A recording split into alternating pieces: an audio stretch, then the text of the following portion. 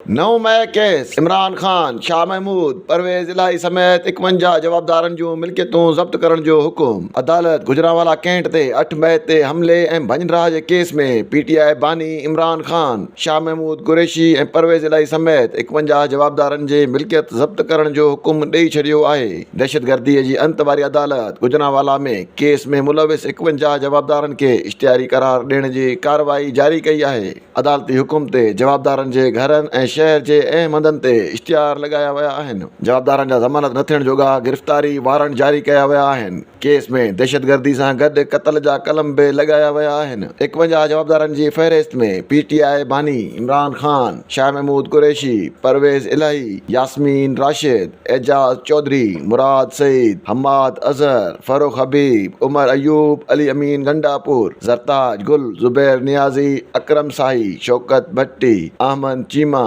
बिलाल एजाज़ ऐं ज़फ़रुल्लाह चीमा जा नाला शामिल कया विया आहिनि।